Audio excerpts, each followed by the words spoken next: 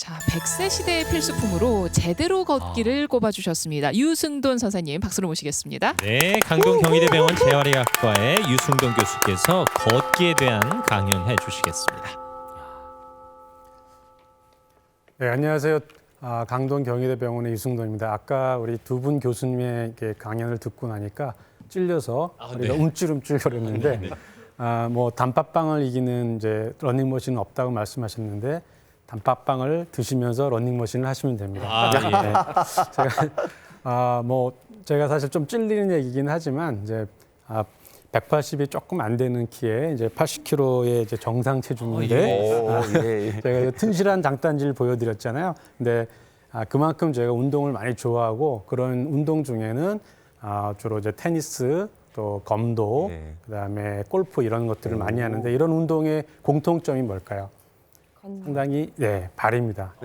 많이 걷는 그런 운동들이죠.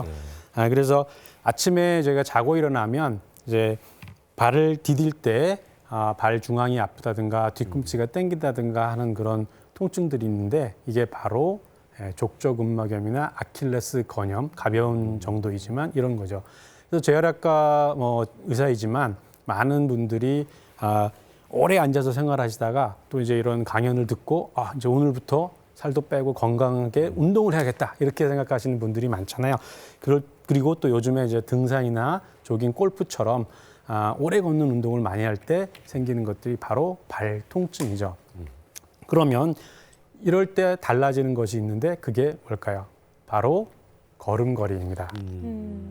그래서 저는 이제 환자분들이 이제 진료실 문을 딱 열고 들어오시는 걸 보면 어느 정도 이렇게 이런 아프시겠다 이런 통증들을 좀 알 수가 있는데 이 걸음걸이에는 우리 몸의 그 상태가 그대로 반영이 돼요. 그리고 걷는 모양새, 이 발 모양을 보면 진단의 중요한 단서가 되는 거죠.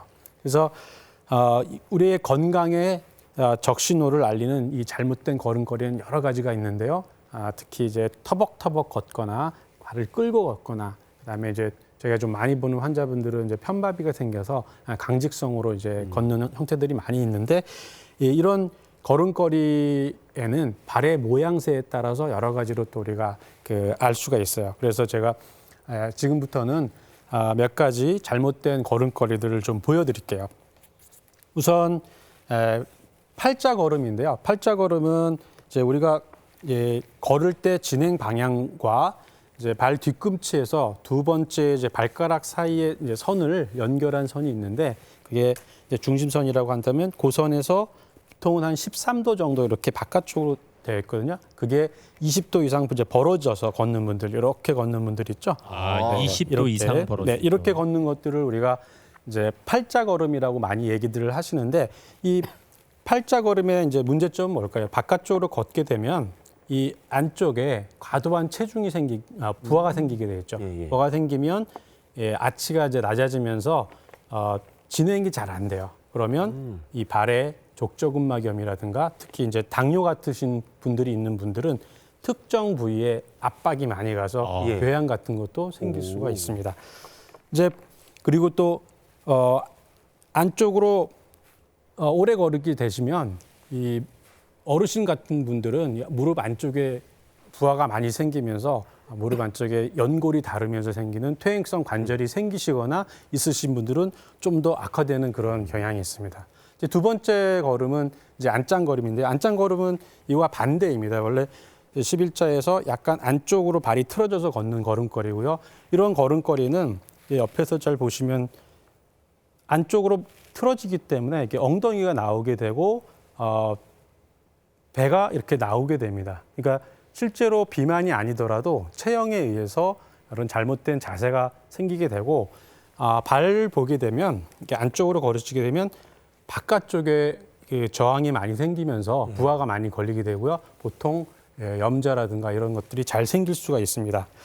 그래서 특히 또 평발이신 분들은 이 발의 아치가 무너져서 이렇게 롤링하는 그런 움직임이 부드러운 움직임이 생기는 것이 아니라 안쪽으로 체중이 쏠리면서 평발은 안짱걸음이 진행되면서 안짱걸음이 생기기도 하는 거죠.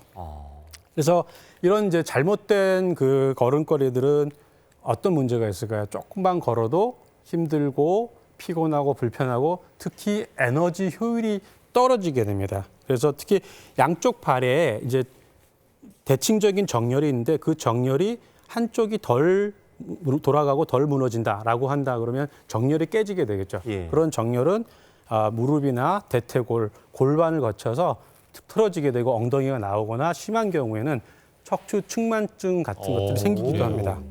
그래서 이런 걸음걸이를 이제 보여주는 검사법이 있는데요. 보행 조갑 검사라고 하는데, 자 그림에서 보시면 왼쪽이 정상 걸음을 걷는 거고요. 우리가 좌우 비대칭을 알 수도 있고 우리 체중에 실리는 것들을 연결하는 선으로 이렇게 선으로 보여줄 수 있습니다. 근데 우측에 보시면 어떤가요? 이런 나비 모양의 체중 이동이 깨져 있죠. 네. 그리고 발이 불안정하다는 걸 알려줄 수가 있고 왼쪽의 정상 걸음은 초록색 선이 바깥쪽으로 이렇게 일직선으로 걷는 게 아니고 바깥쪽으로 이렇게 걷게 되죠. 근데 우측의 비정상 걸음 같은 경우는 안쪽으로 갔다가 바깥쪽으로 갔다가 이런 비정상적인 모습을 보이게 되고 그렇게 되면 양쪽 발이 비대칭한 걸음걸이가 되는 거죠. 예. 근데 또 이 사진을 다음 사진 좀 보여드릴게요. 이 사진을 보시면 이제 발의 압력을 가장 많이 받는 부위를 이렇게 색깔별로 빨간색으로 표시를 했는데 정상 걸음 같은 경우는 양쪽이 이렇게 비대칭이고 힘 받는 부분이 일정하죠. 그런데 오른쪽에 족저근막염 환자입니다. 근데 우측 앞쪽에 보면 통증 때문에 왼쪽 앞쪽에 힘이 더 많이 많이 가네요. 예, 많이 부하가 되어 있죠. 이런 식의 보행 조각 검사로도 우리가 우리 걸음걸이를 체크해 볼 수가 있습니다. 대칭이 정상 걸음이다 이 말씀입니다. 그런데 사실 뭐 이런 검사법 외에도 우리가 알 수 있는 것들이 있는데 바로 그것이 통증이고요. 예. 그 걸을 때 발바닥이 이제 아픈 가장 흔한 이유는 우리가 족저근막염입니다. 평소에 운동하지 않다가 이제 강연을 듣고 살 빼겠다고 갑자기 운동하시거나 이제 준비 운동 없이 러닝머신을 한다 그러면 이 생길 수가 있고요. 이런 족저근막염은 이 발 뒤꿈치 뼈와 발의 발바닥을 이어주는 텐트 모양의 인대입니다. 이 인대는 우리가 걸을 때 이구나. 충격을 흡수해주는 쿠션 역할을 하는 것이고요. 근데 이런데 발바닥 아치가 이제 평평하거나 낮거나 높은 경우에는 그리고 어르신들 같은 경우 딱딱한 신발을 신는 경우에 이 족저근막이 생기고 그 증상은 아침에 자고 일어났을 때 발이 아프고 활동을 하면 조금 줄어들기도 하고 이게 발가락을 위로 올릴 때 아픈 그런 통증이 있을 수가 있습니다. 그런데 우리 중요한 거는 이제 발가락이 아프니까 족저근막염이고 하니까 어떻게 병원에서 얘기하나요? 운동을 하세요. 이렇게 얘기하죠. 그럼 환자분들은 어떠지? 또 걷는 운동을 하세요. 근데 이런 발통증, 족저근막염의 통증은 오래 서 있거나 많이 걸어도 생기는 문제잖아요. 그래서 제가 오늘 알려드릴 그 운동들은 걷는 거 이전에 준비 운동 단계로 3가지를 말씀드리도록 하겠습니다. 첫 번째 준비 운동 단계는 가장 중요한 것 중에 하나인데 아치 만들기 운동이에요. 우리가 발은 써먹기만 하지 실제로 아치 만드는 운동에 운동을 거의 하지 않아요. 그런데 발에 우리가 걸을 때 발의 모형은 뒤꿈치부터 아까 바깥쪽으로 힘을 받고 안쪽으로 엄지발가락으로 해서 이렇게 걷잖아요. 이런 롤링 현상이 부드러운 현상이 있어야 되는데 평발이라든가 족저근막염이 있으신 분들은 이렇게 철퍼덕하게 걷게 됩니다. 그래서 이 처음에 보여드릴 이 운동은 제가 잠깐만 보여드릴게요. 이걸로 보여드리면 발을 작게 만든다 그래서 수축해서 작게 만든다 그래서 우리가 스몰풋 운동이라고 합니다. 이 상태에서 이렇게 수축을 이제 하게 되는 거죠. 그래서 저 같은 경우도 아침에 자고 일어나면 첫 번째로 이렇게 이 뒤꿈치를 앞쪽으로 당겨서 아치를 만들어주는 거죠. 이렇게 발을 오므리는 오므리는 형태고 그리고 바깥쪽으로 또 안쪽으로 하시기도 하고 이런 형태로 아치를 만들면서 몇 걸음 걸은 후에 이제 아침을 시작합니다. 그래서 이런 아치 만들기의 운동은 발의 근력과 그 균형이나 이런 것들에 도움이 되는 그 족저근막염 환자의 가장 좋은 운동으로 되어 있습니다. 일종의 준비 운동 역할을 하는 거군요. 네, 맞습니다. 그래서 두 번째 운동을 보여드리도록 하겠습니다. 두 번째 운동은 우리 최 반장님 잠깐 도와주시겠습니까? 발 뒤꿈치 운동인데요. 이거 예, 계단을 계단을 이용해서 네네. 예. 이제 발 운동을 했다 그러면 발과 연결되는 부분이 이제 아킬레스인 거죠. 우리가 발의 족저근막염, 아킬레스 건염, 이런 무지해반증 이런 질병들은 하나로 연결이 되어 있습니다. 그래서 그 비만에서의 연결고리를 끊듯이 우리의 발 운동도 발 운동 이후에 이 장단지 근육 그리고 아킬레스 근육을 강화하는 게 필요합니다. 두 번째 운동으로는 이제 잡아주시고요. 아, 손을요? 네네네네. 발을 잡을 수는 없잖아요. 예. 아유 그 튼실한 장단지를 한번 더 오. 보여주시군요. 네. 장단지 말고 이제 발목을 봐주세요. 네네. 그래서 첫 번째는 이걸로 재야겠네.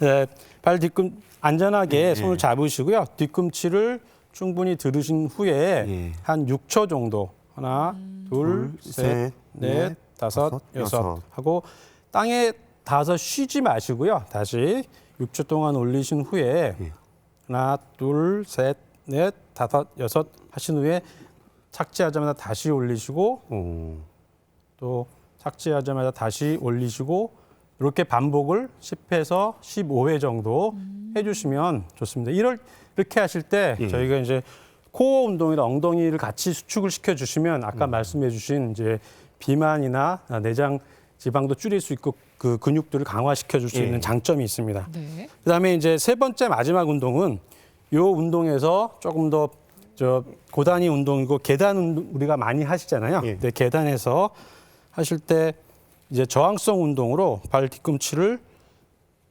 압축 3분의 1을 이제 대신 다음에 밑쪽으로 내려주십니다. 내려줄 때 5초에서 10초 정도 저항을 주시고요. 그런 다음에 쭉 올리시고 이게 하나입니다. 예. 다시 한번 보여드릴게요. 이쪽으로 내려서 저거 약간 늘려주는 운동이네요. 이거. 네, 그러면 네. 발바닥에 있는 그 근육하고 아킬레스건이 강화가 되고요. 네, 다시 한번 마지막으로 보여드릴게요. 밑으로 내려서 강화시키고 이제 조금 더 강화된 이제 운동 같은 경우는 한 다리를 들고 이렇게 하실 수도 있어요. 그러면은 이제 균형 운동까지도 될 수가 있고요. 네, 이때 배에 힘을 많이 식으로. 줘야겠는데요. 그러게요. 중심 장단지가 잡으려고. 그냥 나온 게 아니네요. 그러게요. 교수님, 예. 손이 따뜻하시네요. 감사합니다. 양쪽 다리 번갈아 가면서 하시고 혼자 계신 분들은 벽을 붙잡고 하셔도 좋고 집에 계단이 없을 경우에는 좀 두꺼운 책을 한 2권 정도 올려놓고 해도 될 것 같아요. 네, 맞습니다. 네. 그래서 이제 좀 강연을 이제 마무리하도록 하겠습니다. 이제 이 잘못된 걸음걸이와 이제 발 통증은 내 몸에 적시 놓일 수가 있습니다. 그리고 발 뒤꿈치와 발 근육을 강화하는 운동은 이 건강한 발을 만들 수가 있고 내 몸에 맞는 올바른 걷기로 100세 시대를 든든하게 준비하는 여러분 꼭 되시기 바라겠습니다. 네. 네, 감사합니다. 자, 이렇게 3교시 수업을 들어봤는데요. 아니 얼마나 자랑하고 싶으시면 계속 보여주고 계세요. 이거. 바지를 안 내리고 계신 유승돈 선생님. 저 시청자 질문 들어와 있습니다. 네. 요즘은 헬스장에 가지 않고 주변 산책길을 걷고 있습니다. 러닝머신에서 걸을 때보다 그 땅에서 걸을 때 더 힘드시대요. 걷기 효과가 좀 다른 건가요? 라고 물어보셨어요. 네, 서로 장단점이 있을 것 같은데요. 런닝머신에서 걷게 되면 이제 밑바닥이 움직이니까 무릎이나 발목에 이제 그 저항이 좀 덜 가게 돼서 비만이 있으시거나 이제 처음 운동을 하시는 분들은 속도를 맞춰서 운동을 하시면 좋고요. 이제 실제로 바깥쪽 야외에서 운동하시는 분들 같은 경우는 발의 추진력을 얻어야 되기 때문에 근력도 좋아지시고 특히 햇빛 받는 데서 걸으시니까 골다공증 예방에도 도움이 될 것 같습니다. 네, 저는 오늘 중요한 걸 배웠습니다. 걷기 운동하기 전에도 준비 운동을 해야 한다는 그러게 사실이에요. 말이에요. 네. 자, 이렇게 3교시 수업 마무리하겠습니다. 유 선생님 잘 들었습니다. 네, 감사합니다. 아침마다 목요 특강 함께하고 계십니다.